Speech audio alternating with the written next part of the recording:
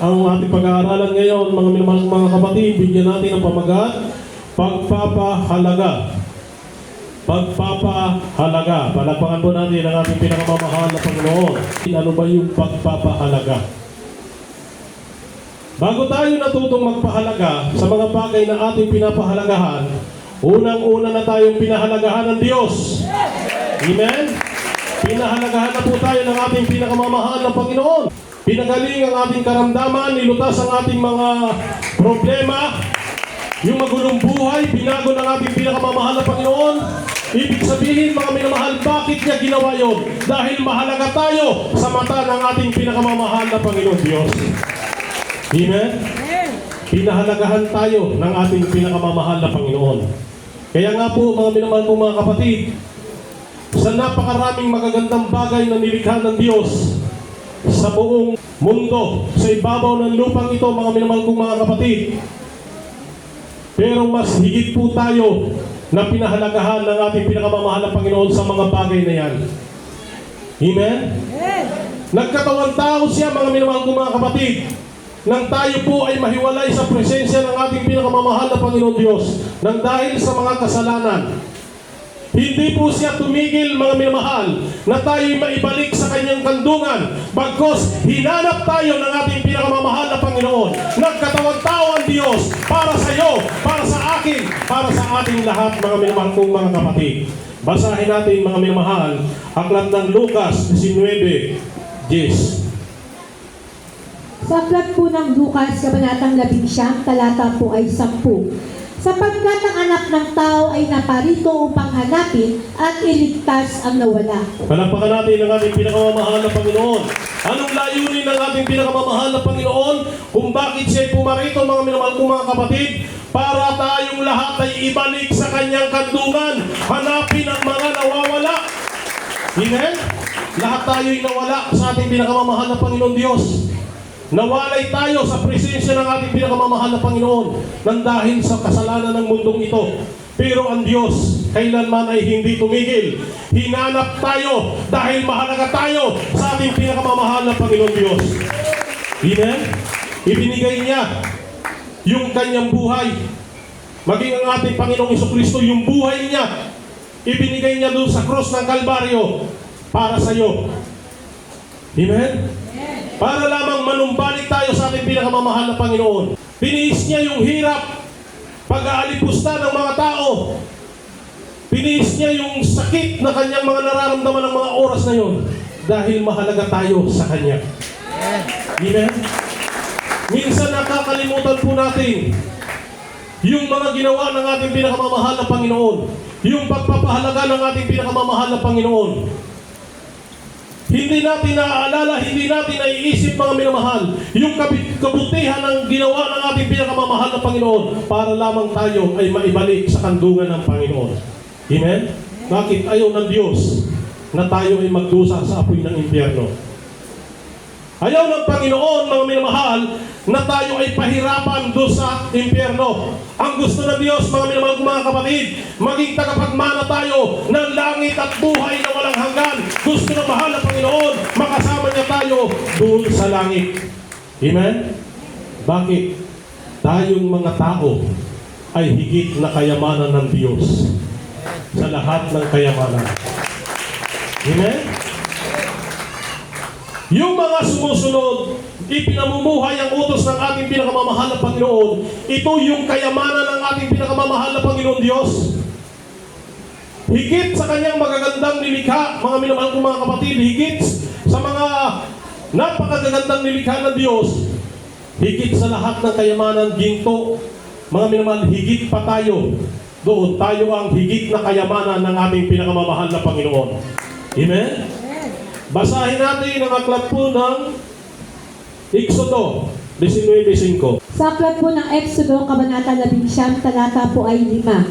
Kaya't ngayon, kung tunay na inyong susundin ang aking tinig at iingatan ang aking tipan, ay magiging isang tanging kayamanan nga kayo sa akin na higit sa lahat ng bayan, sapagkat ang buong lupa ay akin. Palakpakan natin ang ating pinakamamahal na Panginoon, yung buhay at malakas na palakpak para sa ating pinakamamahal na Panginoon Diyos. Langit at lupa ay sa Panginoon. Lahat ng kayamanan ay sa Panginoon. Pero ang sabi ng ating pinakamamahal na Panginoon, kung ating susundin, ating didinggin ang kanyang ipinag-uutos, mga minamahal kong mga kapatid, higit tayong kayamanan ng Diyos. Amen? Ang kayamanan, mga minamahal kong mga kapatid, ito po ay pinapahalagahan. Kapag ikay naging kayamanan ng Diyos, papahalagahan ka ng ating pinakamamahal na Panginoon. Ilalayo ka ng mahal na Panginoon sa lahat ng uri ng kasamaan. Amen? Bakit? Mahalaga ka sa Diyos. Kayamanan ka ng Panginoon. Di ba kayo kapag may kayamanan po tayo, mga minamahal kong mga kapatid, talagang pinakakaingat-ingatan natin. Inaalagaan, mga minamahal. Yung iba nga nilalagay pa doon sa bangko para mayroong security guard na nagbabantay 24 hours. Anong pinapakita ron? Pinapahalagahan yung kayamanan. Amen? Kapag kayamanan ka ng Diyos, andyan yung pagpapahalaga sa iyo ng ating pinakamamahal na Panginoon. Yung gabay at protection ng ating pinakamamahal na Panginoon, hindi niya aalisin sa iyo. Dahil kayamanan tayo ng Diyos. Amen? Papahalagahan tayo ng ating pinakamamahal na Panginoon. Amen? Minsan sa buhay natin, mga minamahal kong mga kapatid, marami tayong pinapahalagahan. Minsan, mga minamahal, hindi na natin napapahalagahan ng Diyos. Dapat unang-una, mga minamahal, bago tayo magpahalaga sa mga bagay ng mundong ito, higit sa lahat na pahalagahan mo ang Diyos. Amen? Maging yung buhay natin, mga minamahal, na talagang mahalaga ito. Baliwalain mo yan, mga minamahal kong mga kapatid. Kapag pinahalagahan mo ng unang-una ang Diyos ng higit sa buhay mo, yung buhay mo, maging ari-arian mo ay papahalagahan niya ng ating pinakamamahal na Panginoon.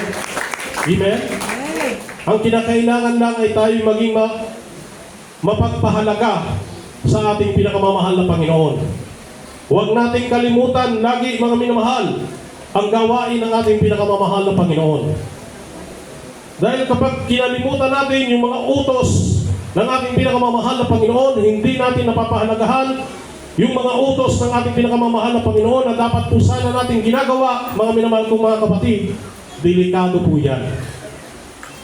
Amen? Kasi nagiging busy po tayo sa maraming bagay.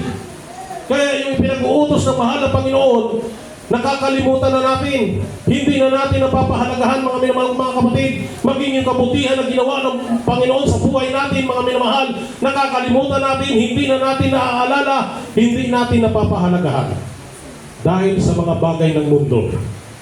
Amen? Ano sabi ng Biblia? Mag-ingat ka. Delikado yan, mga minamahal kong mga kapatid. Basahin po natin, mga minamahal kong mga kapatid. Aklat ng Deuteronomio 8:11, pakibasa po. Sa aklat po ng Deuteronomio, Kabanatang 8, talata po ay 11. Mag-ingat ka na baka iyong malimutan ang Panginoon mong Diyos sa hindi mo pagtupad sa kanyang mga utos at ng kanyang mga kahatulan at ng kanyang mga palatuntunan na aking iniuutos sa iyo sa araw na ito. Palakpakan po natin ang ating pinakamamahal na Panginoon. Ito ay babala ng Diyos. Na kapag hindi natin nasunod o natupad yung ipinag-uutos ng ating pinakamamahal na Panginoon, tayo po ay pinag-iingat. Amen? Ang sabi nito, mag-ingat ka na baka iyong malimutan ang Panginoon mong Diyos sa hindi mo pagtupad ng kaniyang mga utos. Binanggit dito yung hindi natin pagsunod o hindi pagtupad sa ipinag-uutos ng ating pinakamamahal na Panginoon at ng kaniyang mga kahatulan at ng kaniyang mga palatuntunan na aking iniuutos sa iyo sa araw na ito. Amen? Nagpakaraming utos ng Diyos, mga minamahal ng mga kapatid. Kaya tayo pinag-iingat ng mahal na Panginoon. Dapat po natin sundin talaga lahat ng ipinag-uutos ng Panginoon. Amen? Ano ba ang pangalan na dala nito, mga minamahal ng mga kapatid? Delikado ito kapag hindi natin nagawa o napabayaan natin yung utos ng Diyos. Ibig sabihin, wala na tayong pagpapahalaga sa utos ng Diyos at sa ating pinakamamahal na Panginoon kapag ganun ang nangyari. Hindi natin nagagawa at hindi natin nasusunod ang ipinag-uutos ng mahal na Panginoon.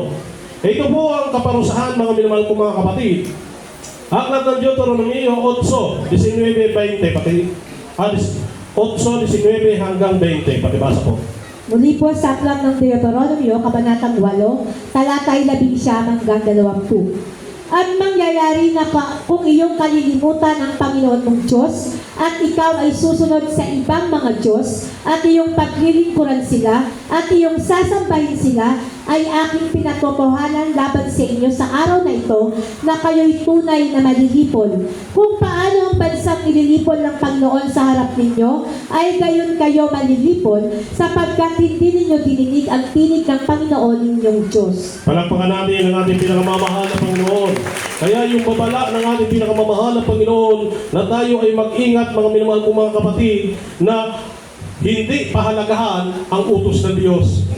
Kapag hindi po natin nasunod yung ipinag-uutos ng Diyos, larawan po yan ng walang pagpapahalaga sa ating mahal na Panginoon. Amen? At ang sabi mga minamahal kong mga kapatid, at mangyayari na kung iyong kalilimutan ang Panginoong Diyos at ikaw ay susunod sa ibang Diyos. Ibig sabihin, kapag nakalimutan mo ang Diyos, mga minamahal kong mga kapatid, meron ka ng ibang Diyos na sinusunod. At ikaw ay susunod sa ibang mga Diyos at iyong paglilingkuran sila at iyong sasambahin sila, ay aking pinatutuhanan laban sa inyo sa araw na ito na kayo'y tunay na malilipol. Palapakan po natin ang ating pinakamamahal na Panginoon. Kung paano ang bansang nilipol ng Panginoon sa harap ninyo, ay gayon kayo malilipol sapagkat hindi ninyo dinidinig ang tinig ng Panginoon ninyong Diyos. Amen? Ibig sabihin ito, pagpapakita ng walang pagpapahalaga sa ipinag-uutos ng ating pinakamamahal na Panginoon. Amen? Pinag-iingat tayo ng Diyos. Kaya napakahalaga na tayo po ay laging laman ang gawain ng ating pinakamamahal na Panginoon. Bakit? Yan po ay isa sa ipinag-uutos ng Diyos. Na kapag merong pagkakatipo ng mga banal, dapat tayo ay laging naroon, mga minamahal kong mga kapatid, nakikiisa tayo, sumasamba tayo sa ating pinakamamahal na Panginoon, lalong-lalo na kung araw po ng linggo. Amen? Dahil ang linggo ay patas ng Diyos. Ang linggo ay para sa ating pinakamamahal na Panginoon Diyos. Kaya pasalamat po tayo, mga minamahal, na kung tayo ay narito, ibig sabihin, isa po tayo sana hinanap ng Diyos na ibalik sa kanyang kandungan. Amen? Yun po yung sakripisyo ng mahal na Panginoon, yung hanapin yung nawala. Narito tayo ngayon, mga minamahal, nasa kandungan ng Diyos, sumasamba at nagpupuri sa ating pinakamamahal na Panginoon. Kaya nga, sabi ng Biblia, mga minamahal, tayo po ay mag-ingat na makalimot sa ating pinakamamahal na Panginoon.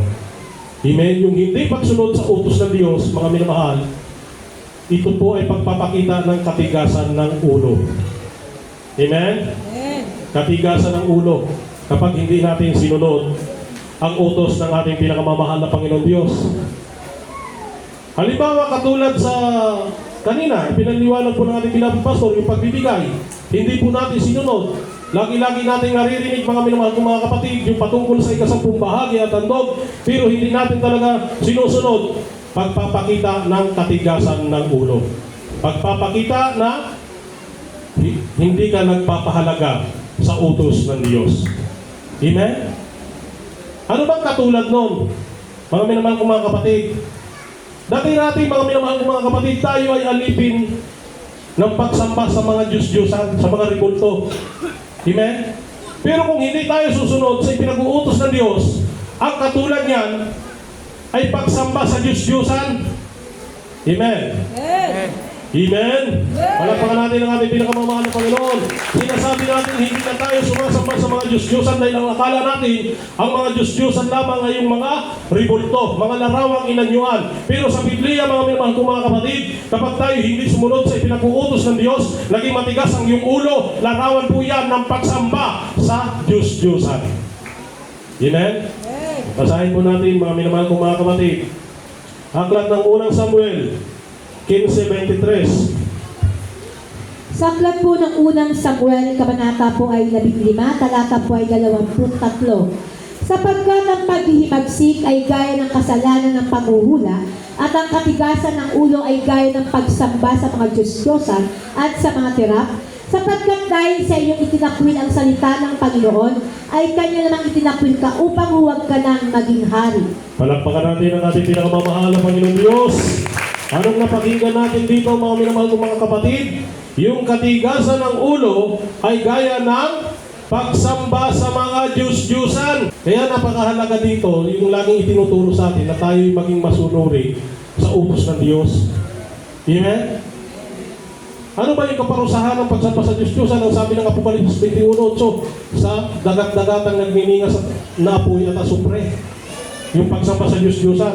Ngayon, sinasabi natin, hindi naman tayo sumasamba sa Diyos-Diyusan.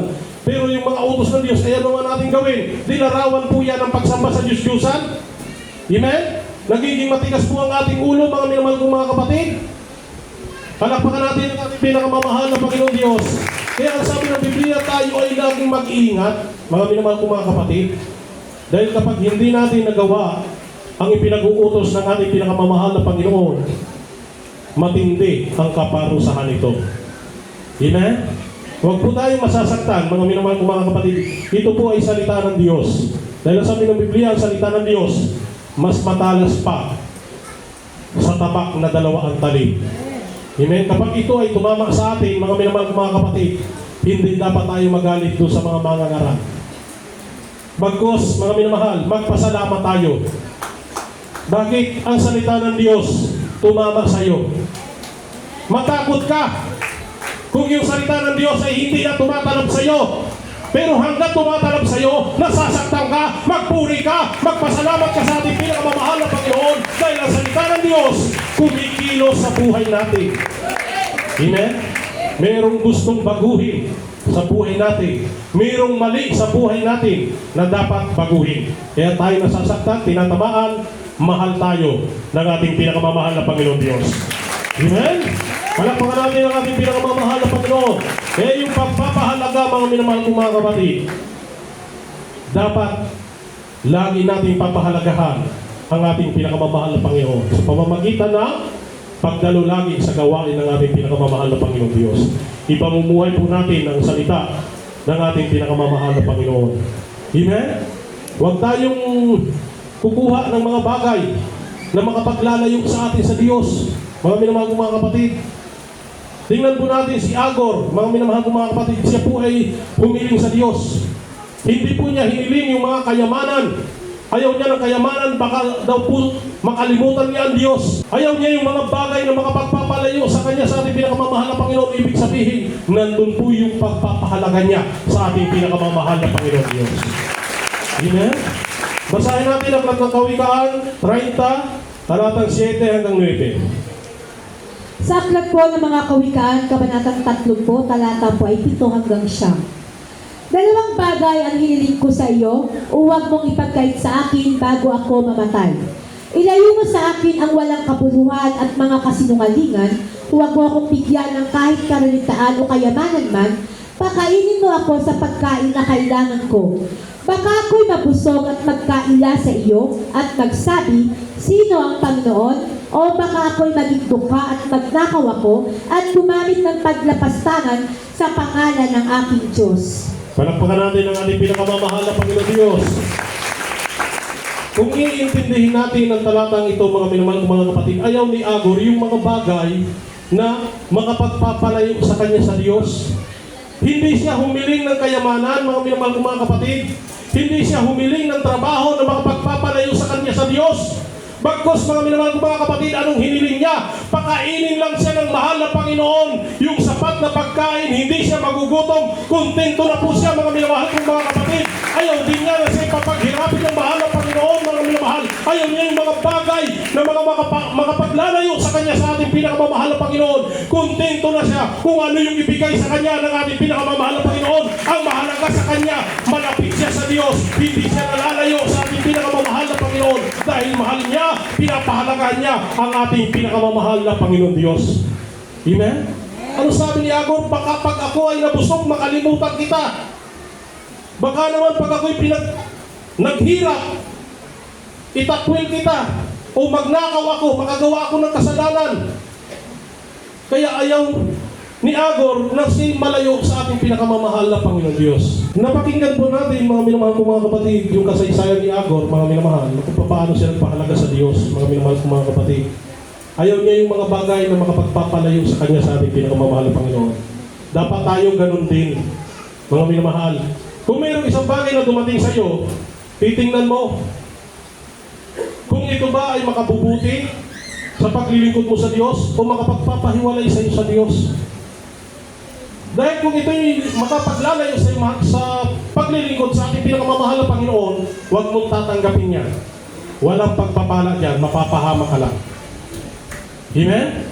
Bakit? Ang dulot nito, kapag tumanggap ka ng isang bagay na makapagpapalayo sa iyo sa paglilingkod sa Diyos, makakalimutan mo, mapapabayaan mo ang utos ng Diyos. Amen? Hindi mo masusunod ang ipinag-uutos ng Diyos. Mga minamahal kong mga kapatid. Kaya ang pinag-aaralan natin dito, pagpapahalaga. Pahalagahan natin ang Diyos ng higit sa ating buhay. Amen? Palakpakan natin ang ating pinakamamahal na Panginoon.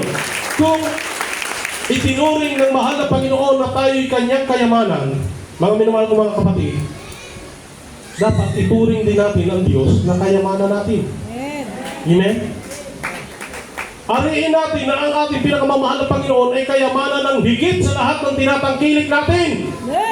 Amen? Kung anong meron ka ngayon, mga minamahal kong mga kapatid, yan ay galing lamang sa ating pinakamamahal na Panginoon. Mas higit mong mahalin, mas higit mong pahalagahan yung pinanggalingan ng lahat ng nasa sa iyo. Amen? Dahil ang sabi ng Biblia, mga minamahal, yung mga bagay na nasa sa iyo, yung mga kayamanan na nasa sa iyo, isang tabi mo yan. At ang gawin nating kayamanan ay ang Diyos. Amen? Palakpakan natin ang ating pinakamamahal na Panginoon. Basahin natin ang aklat ni Job, 22:24 hanggang 28. Sa aklat po ni Job, Kabanatang 22, talata po ay 24 hanggang 28. At ilagay mo ang iyong kayamanan sa alabok at ang ginto ng offer sa gitna ng mga bato ng mga batis. At ang makapangyarihan sa lahat ay magiging iyong kayamanan at mahalagang pilak sa iyo. Sapagkat ikaw ay magagalak man ng iyong sarili sa makapangyarihan sa lahat at iyong itataas ang iyong mukha sa Diyos. Ikaw ay dadalangin sa Kanya at Kanyang didinggin ka at iyong babayaran ng iyong mga panata. Ikaw na may magpapasya ng isang bagay at ito'y matatatag sa iyo at liwanag ay sisilang sa iyong mga daan. Bigyan natin ng buhay at malakas na palakpakan ang ating pinakamamahal na Panginoon. Ating napakinggan dito, mga minamahal kong mga kapatid, na kapag ang Diyos ay ating naging kayamanan, mga minamahal, kapag dumalangin tayo sa Diyos, didinggin tayo ng ating pinakamamahal na Panginoon. Kapag ang kayamanan mo ang ating pinakamamahal na Panginoon, mga minamahal kong mga kapatid, ang sabi, maging masaya ka sa Panginoon. Amen? Dahil ang sabi nito, at ilagay mo ang iyong kayamanan sa alabok at ang ginto ng offer sa gitna ng mga bato, ng mga batis. Ibig sabihin, kung ano yung iyong tinatangkilik, mga minamahal kong mga kapatid, meron kang kayamanan na mahalaga sa iyo. Alisin mo yan, huwag mong pahalagahan masyado yan, mga minamahal kong mga kapatid. At ang sabi sa 25, at ang makapangyarihan sa lahat ay magiging iyong kayamanan at mahalagang pilak sa iyo. At yun daw pong makapangyarihan sa lahat, sino ba yun? Ang ating pinakamamahal na Panginoong Jesucristo. Siya yung magiging kayamanan natin, mga minamahal kong mga kapatid. Sabi sa 26, sapagkat ikaw ay magagalak ng iyong sarili sa makapangyarihan sa lahat. Kapag ang Diyos daw po ay naging kayamanan na natin, magagalak daw po ang ating mga sarili sa ating pinakamamahal na Panginoon Diyos. Amen? Palakpakan natin ang ating pinakamamahal na Panginoon Diyos. At iyong itataas ang iyong mukha sa Diyos. Ang sabi sa 27, ikaw ay dadalangin sa Kanya at Kaniyang didinggin ka. Palakpakan po natin ang ating pinakamamahal na Panginoon. O nakita natin, kapag pinahalagahan natin ang mahal na Panginoon, itinuring mong kayamanan ng Diyos, ibig sabihin, pinapahalagahan po natin ng higit pa sa buhay natin ng Diyos, mga minamahal. Kapag dumalangin tayo sa ating pinakamamahal na Panginoon, andyan po yung katugunan ng ating mga panalangin. Amen? At iyong babayaran ng iyong mga panata. 28, ikaw naman magpapasya ng isang bagay at ito'y matatatag sa iyo. Kapag ikaw daw po ay nagdesisyon, nagpasya ng isang bagay, mga minamahal, ito ay magiging matagumpay sapagkat andyan po yung gabay at patnubay ng ating pinakamamahal na Panginoon Diyos. At Liwanag ay sisilang sa iyong mga daan. Yung liwanag ng Diyos ay sa ating ibig sabihin, hindi kanya pababayaan na mapapahamak sapagkat andyan yung gabay at patnubay ng ating pinakamamahal na Panginoon Diyos. Amen? Kaya huwag po tayong matakot na tayo po'y mawala ng trabaho. Huwag tayong matakot mga minamahal ko mga kapatid na mawala yung mga bagay na inaasa mo dito sa mundo mga minamahal ko mga kapatid. Matakot tayo kung tayo'y mahiwalay kay Kristo. Amen? Dahil siya yung pinagmumulan ng lahat. Nasa Kanya yung pag-iingat, yung lusog at lakas natin, siya po yung nagbibigay. Mga minamahal ko mga kapatid. Ngayon kung tayo po ay maging papaya, hindi tayo nagpapahalaga sa ating pinakamamahal na Panginoon Diyos, mga minamahal. Mga panalangin natin walang katugunan, mapapahamak pa tayo sa apoy ng impyerno. Amen? Dahil ang isang Kristiyano na nagpapahalaga sa Diyos, mga minamahal, walang puwang yung pagliban sa Kanya. Amen? Tama po ba? Amen. Dahil kung talaga pinapahalaga natin ng Diyos, kahit bumabagyo, kahit gaano kalakas ang bagyo, pupunta ka sa gawain ng Diyos dahil walang mahalaga sa iyo ang mapaglikuran sa pahin ng ating pinakamamahal na Panginoon Diyos. Amen?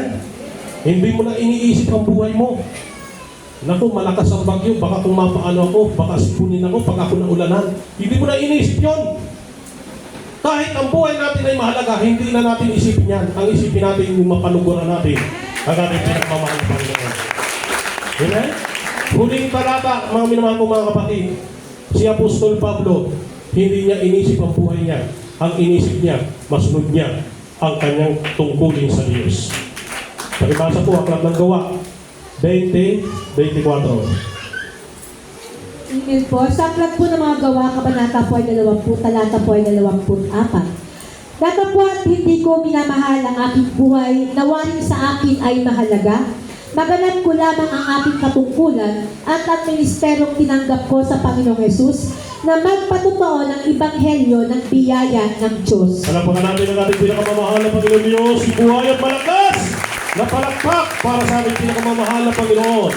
Sabi dito, datapwat hindi ko minamahal ang aking buhay na waring sa akin ay mahalaga. Yung buhay ni Pablo, mga minamahal kong mga kapatid, hindi niya minahal. Napagamat ito'y mahalaga, mga minamahal, hindi niya talaga ito minahal ng todo na katulad ng pagmamahal ng iba sa atin. Amen? Yung iba, mahal na mahal ang kanilang buhay. Takot magutom, takot mawala ng trabaho, takot mawala yung mga gusto nila, yung mga tinatangkilik nila. Kaya minsan, hindi makarating sa gawain ng Diyos. Dahil natatakot. Ibig sabihin nun, mahal nila yung buhay nila. Pero si Apostol Pablo, mga minamahal, hindi niya minahal ang buhay niya. Ano sabi niya? Magawa ko lamang yung tungkulin ko sa Diyos. Yun ang mahalaga sa akin, mga minamahal. Bawat isa sa atin ay may tungkulin sa ating pinakamamahal na Panginoon. Hindi tayo nilikha ng Diyos, mga minamahal, mga kapatid, para lamang tayo ay mamuhay sa ibabaw ng lupang ito. Pagkatapos magtanda, mamamatay tayo. Hindi lamang ganun, mga minamahal kong mga kapatid. Nilikha tayo ng ating pinakamamahal na Panginoon para tayo ay gumanap sa ating mga tungkulin, sa ating pinakamamahal na Panginoon. At anong tungkulin niya, mga minamahal? Yung pagkatakot sa Diyos at yung pagsunod sa ipinag-uutos ng ating pinakamamahal na Panginoon. Yan po yung tungkulin natin. Ang sabi ng Ecclesiastes 2:13, sabi po niyan, mga minamahal, ito ang wakas ng bagay, lahat ay narinig, ikaw ay matakot sa Diyos, sundin mo ang kanyang mga utos, sapagkat ito ang buong katungkulan ng tao. Kaya habang tayo nabubuhay, mga minamahal kong mga kapatid, habang tayo nabubuhay sa ibabaw ng mundong ito, gampanan natin yung tungkulin natin sa Diyos. Alam natin kung ano yung tungkulin natin sa Diyos. Magkaroon tayo ng takot sa ating pinakamamahal na Panginoon na hindi masunod yung kanyang utos. Sundin po natin yung utos ng Diyos. Yun po ang katungkulan natin, mga minamahal kong mga kapatid, habang tayo nabubuhay sa mundong ito. Kaya kung tayo man ay dumaranas ng mga kapagsubukan, dumaranas tayo ng kahirapan, mga minamahal, napipighati tayo, mga minamahal, huwag po natin isipin na tayo'y pinabayaan ng Diyos. Huwag natin isipin, mga minamahal, na tayo hindi pinahalagaan ng Diyos. Ang totoo niyan, mahalaga ka sa paningin ng Diyos. Kaya dinaranas po natin yan. Ang gusto ng Diyos, maging matibay po tayo. Amen? Maging matibay ang bawat isa sa atin. Kaya kung ano man po pinagdadaanan natin mga minamahal, huwag tayong titigil sa pagpapahalaga sa ating pinakamamahal na Panginoon. Diyos ang bahala sa lahat ng ating mga pinagdadaanan. Lulutasin niya ang ating pinakamamahal na Panginoon. Amen? Bigyan natin ng buhay at malakas na palakpak ang ating pinakamamahal na Panginoon Diyos.